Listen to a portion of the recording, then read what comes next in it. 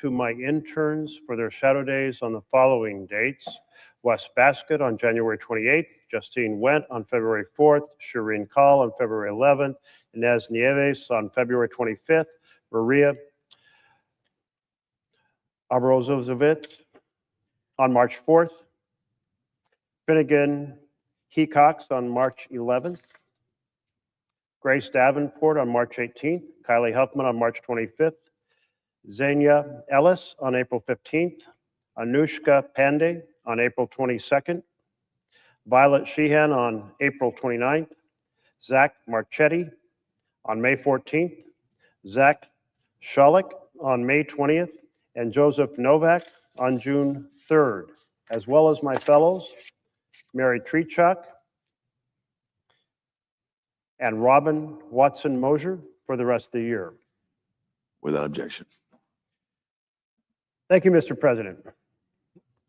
We are considering a trio of appropriation bills, and one of those is the appropriation bill or spending bill for Interior, Environment, and related agencies. I believe that this Interior bill for fiscal year 2026 is an important step toward Congress reclaiming its constitutional power of the purse. The bill protects funding for public lands, including national parks, wildlife refuges, conservation lands, and national forests. President Trump's proposed budget slashed $1 billion from the National Park Service and created the opportunity to transfer or sell off our national park treasures.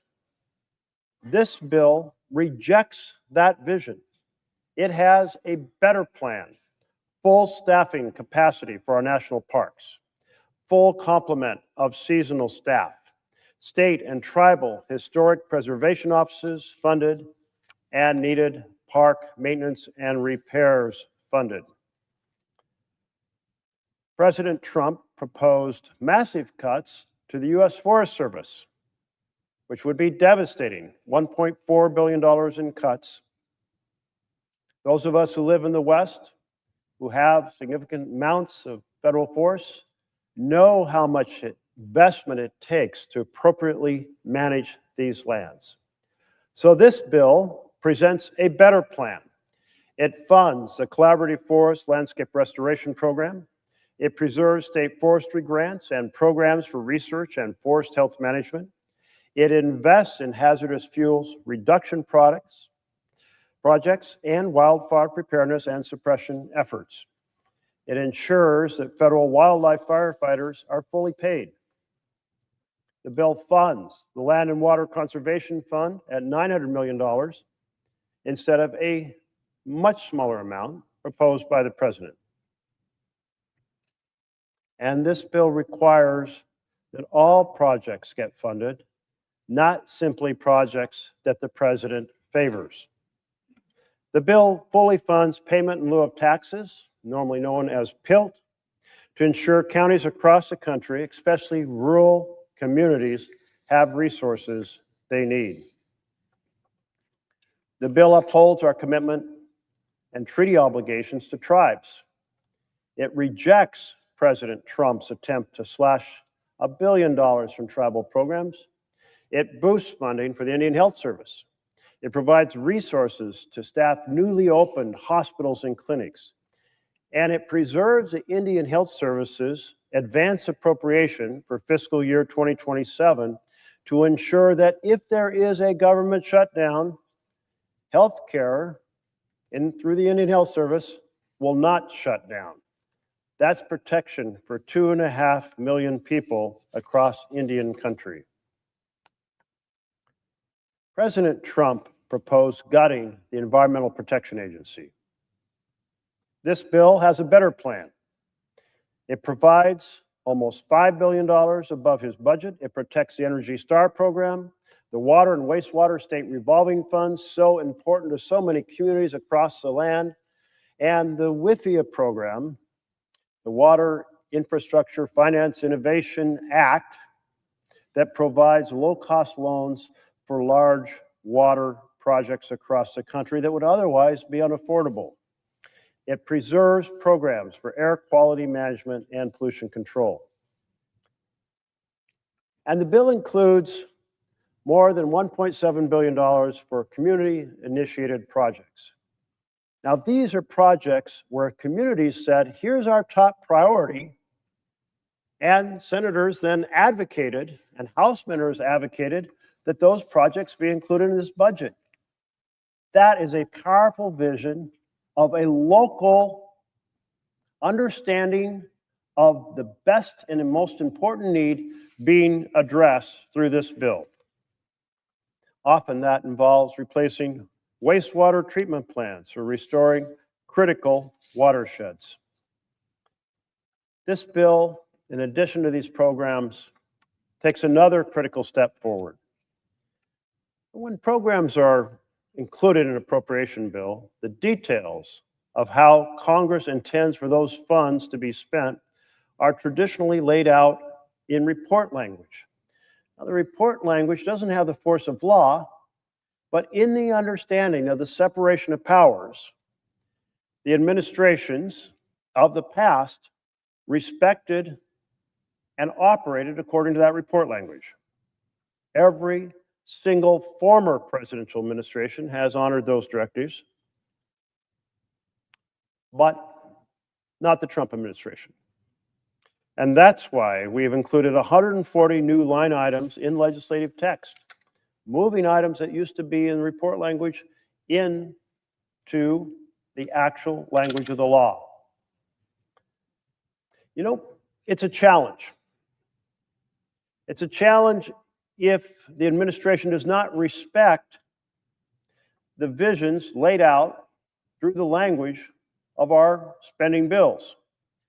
How can members of Congress negotiate a compromise that includes priorities of different senators from different parts of the country, different House members from all over the country, if a president's going to say, well, you know what? I've decided I'm simply not going to act on some of those projects. Maybe I'll only implement the projects for red states and not blue states. Or maybe a different president might say, I'll do the projects for blue states, but not red states. Or senators I like rather than senators I don't like. No, that is unacceptable.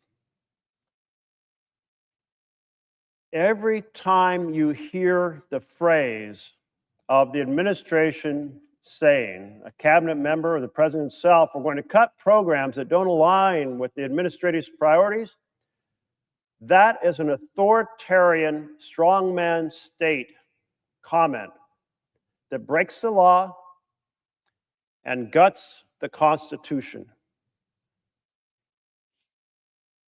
That is the administration stealing the power of the purse. The founders deliberately placed the power of the purse, the spending power, with Congress. You can read it in Article 1 of the Constitution. Because it is therefore the people's representatives who decide the design of the programs and how much money they will receive. If just the chief executive makes those decisions, then we don't have a president, we have a king, we have a tyrant, and we here in Congress have failed our responsibility to defend the Constitution. Yes, that Constitution, the one we took an oath to defend. It is the vision of a democratic republic that we come together from all over the country, from different walks of life, and work together to forge spending bills and authorizing bills that serve interests across this nation. In a continuing resolution last year, Congress abdicated that responsibility. We failed in defending the Constitution and effectively handed the president a blank check. And that's exactly what Trump wanted this year. Another blank check to operate as a tyrant instead of a constitutional president. But he's not getting it. We have protections in these spending bills that take a significant stride towards defense of our constitutional responsibility and the power of the purse. Now, it is not as strong a language as I would have liked. And yes, there is vulnerability to slow walking or freezing or transferring, but we've taken a strong step in the right direction. There's more we need to do in that, more than we ever thought we had to do, but it's going to take the majority and minority parties working together to fully restore our responsibility under the Constitution. A huge thank you to the chair of the committee, the subcommittee, Senator Murkowski. She is a great partner to work with. We come from different sides of the aisle, but we both come from states full of BLM lands, Bureau of Land Management lands, that is, full of forests, full of challenges that are addressed in this bill. We both care a great deal about the environment that we have the responsibility to defend now and hand to the next generation in healthy condition. The bill that we worked on together here in the Senate, it passed the Senate committee 26-2. That says a lot. To summarize, the bill before us today rejects the president's disastrous cuts. It defends our public lands and our tribal programs and our environment. It keeps out new poison pill writers, and there were a lot of them in the House version of this bill. Together, let's proceed to do more of this kind of bipartisan work and to enable the responsibilities invested in Congress to be fulfilled in responsibility to our constituents across the nation and the structure of our democratic republic. Thank you, Mr. President.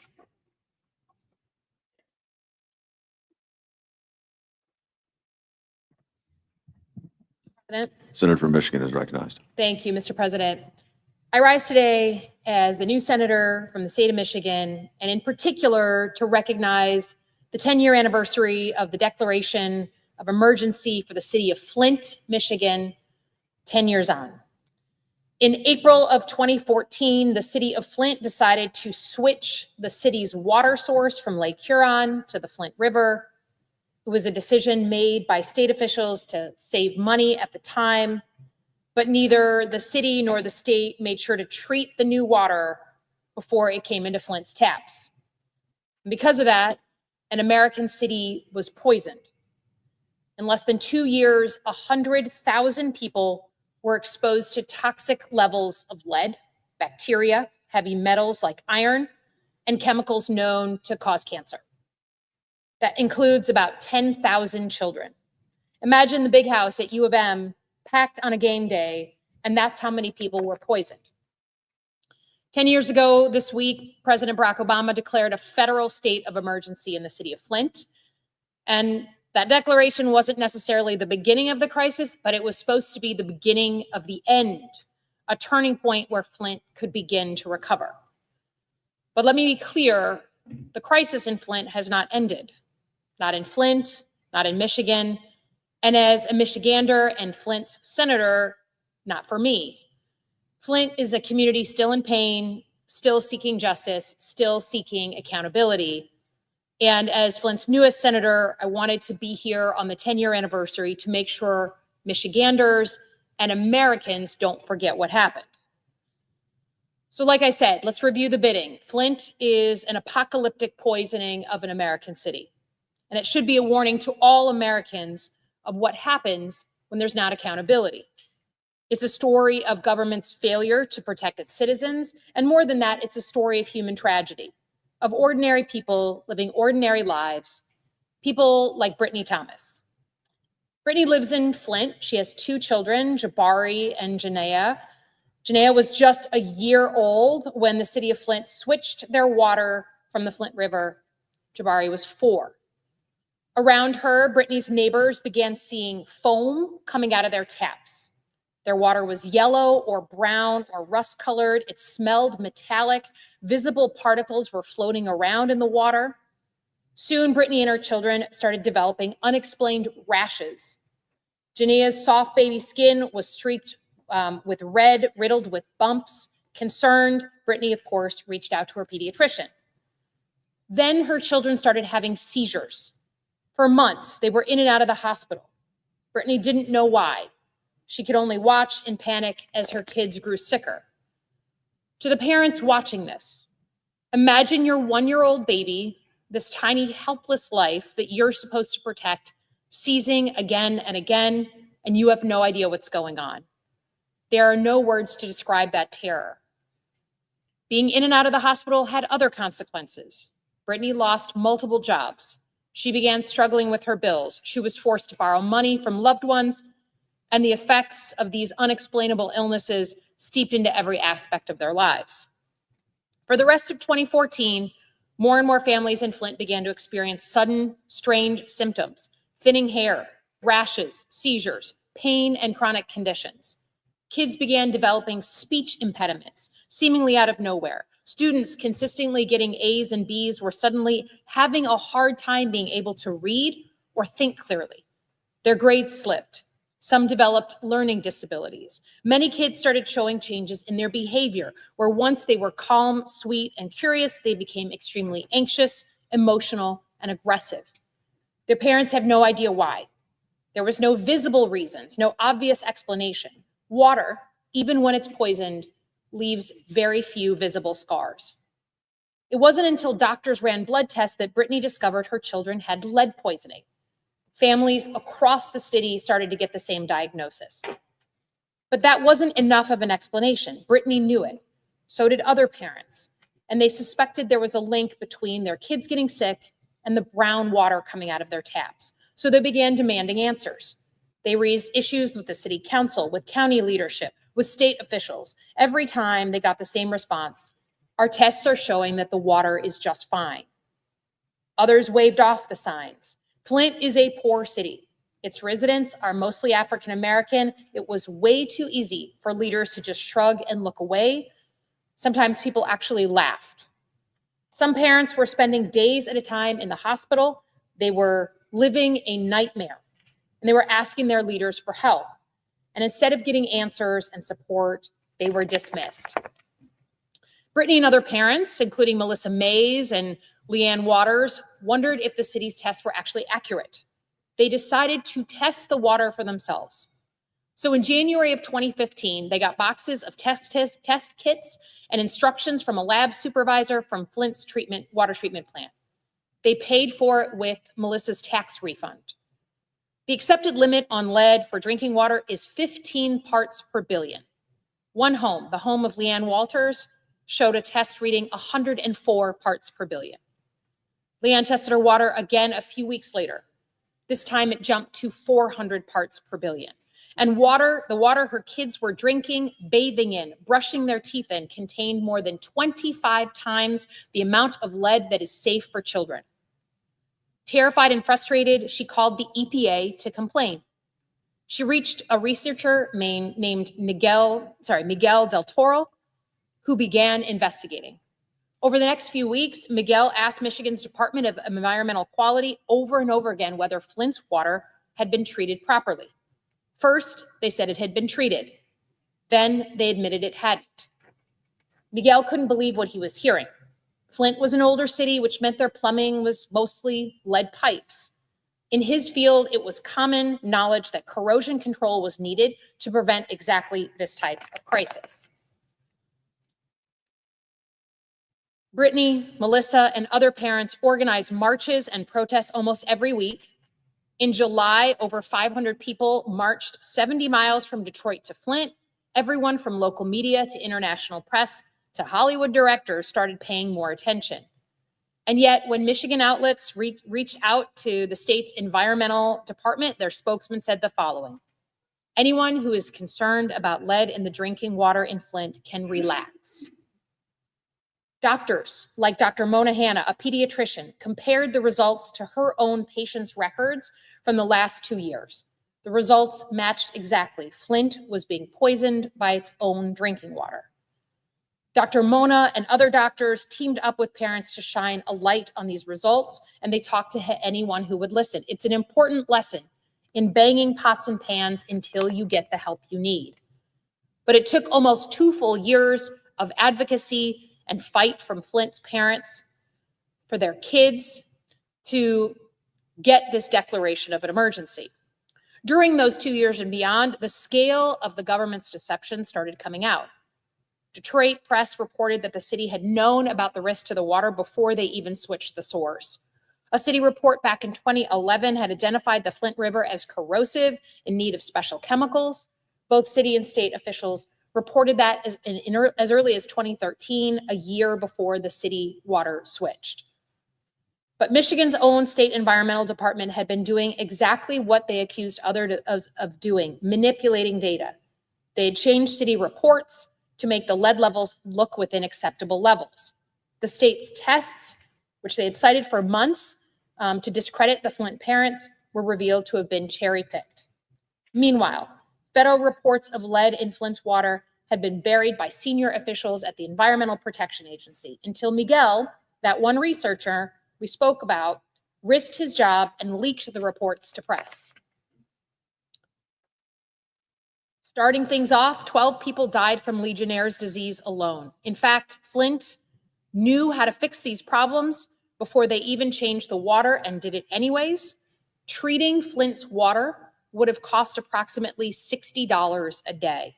For $60 a day, officials could have prevented 100,000 people from getting poisoned. Now, what has that led to? Flint's advocacy changed more than just the city's water source. It changed Michigan. Michigan is the Great Lakes state. Water is part of our core identity. And we've always seen ourselves as protectors of our nation's water. Threats to our water are threats to our very identity as Michiganders. To be frightened of our water hits at the core of who we are. But Flint helped us realize that protecting water doesn't just start and stop at the Great Lakes. It includes the water around us, in our rivers, and in our taps. Because of Flint, Michigan is now a powerful voice speaking out on the issues like PFAS and chemical contamination, river pollution. Republican or Democrat, Michiganders see themselves as stewards of all of America's water, no matter where it flows. And it's no exaggeration to say that Flint changed our country. More than 10 years after the crisis in Flint, billions of dollars have been spent going to American cities to swap out lead pipes, including hundreds of millions for Michigan, secured by Senators Debbie Stabenow and Gary Peters. The issue of aging lead pipes drew national attention. Cities in New Jersey, Colorado, Kentucky began replacing their aging pipes. In 2018, Michigan became the first state to require the removal of all lead pipes. And citizens were empowered to hold elected officials accountable for environmental negligence rather than just companies. But all of that is, frankly, cold comfort to the people of Flint. In their community, the damage has been done. More than a decade later, it's still ongoing. An entire generation of Flint's children still live with the long-term effects of lead poisoning. It never leaves the body. Learning disabilities, ADHD, anxiety and depression, not to mention PTSD.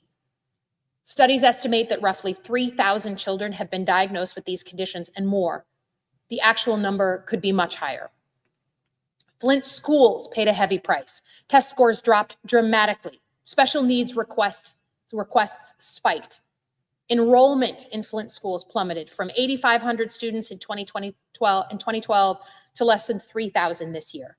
More than 20 school buildings are sitting empty. Both Brittany's kids still suffer from recurring seizures, almost 12 years after the crisis began. Her son, Jabari, has extreme anxiety and issues with his memory. He began struggling in school. Around her, Brittany's friends and loved ones now have chronic, incurable conditions. Children whose kidneys are so damaged that they are in constant risk of severe dehydration, women with repeated and above normal miscarriage rates. Teenagers with hardened heavy metals deposits in their heels and in their knees, making it painful to sit or stand. Parents with a slew of autoimmune disorders, lupus, rheumatoid arthritis. With every hospital stay, every specialist visit, every missed day of school, Brittany and her loved ones are forced to relive that trauma, helplessness, panic, and confusion, not to mention pain in their everyday lives. The story is not over yet, even 10 years on. They're still fighting to be heard. Flint wants accountability. Who wouldn't? They deserve nothing less. After an American city is poisoned, people died. Children lost their parents. People lost their siblings, neighbors, friends. So nearly 10 years later, Flint residents have brought charges, criminal and civil, against everyone involved in treating this catastrophe. They sued the city. They sued the county. They sued the engineers who switched, the engineering firms, who switched Flint's water. They sued the state of Michigan, including Governor Rick Snyder at the time, for their staggering lack of oversight. And they've sued the EPA, which was supposed to be the backstop for everything, who consistently buried reports of lead poisoning instead of holding officials accountable. Most of these cases have been settled, with one notable exception, the EPA. More than a decade later, the EPA is denying, deflecting, and dragging out this cause in court. And in fact, the Trump administration, just like the Biden administration, has the ability to settle this case without Congress or anyone else. They should either take their day in court or settle fairly. But it was never really about money for Flint. People wanted someone to take responsibility. And unfortunately, Flint residents are yet to see anything from a settlement over the last decade. Timeliness for the rest of their payouts are vague and always changing, and estimated amounts of initial payments are unacceptably small. It's possible that Flint families will not see the dollars that they are owed. No apology, no amount of assigning blame, and certainly no amount of money can make Flint whole. But even after all they've endured over the past decade, this community is being denied what little they were promised. And that should make every American furious. Now, as Flint's newest federal senator, I see my responsibility to fight for Flint. It's not their job to push, prod, or hope a decade later. Flint deserves someone who actually is up for that fight. I am determined to follow in the footsteps of the leaders who have come before me: former Congressman Dan Kildee, former Senator Debbie Stabenow, Gary Peters, Jim Ananich, Mayor Sheldon Neely, who's now still in office. These are people who have fought for Flint, in Michigan, and in this very building. I will take that torch proudly and strive to be worthy of the appreciation of Flint residents. I know there will be more fights and setbacks for Flint. There will be consistent fights for dollars, to get over promises broken, for accountability and apologies. But I want to say here on the floor of the Senate directly to Flint, no matter what is coming, I have your back, and it is my responsibility to fight for you. Thank you, Mr. President, and I yield back.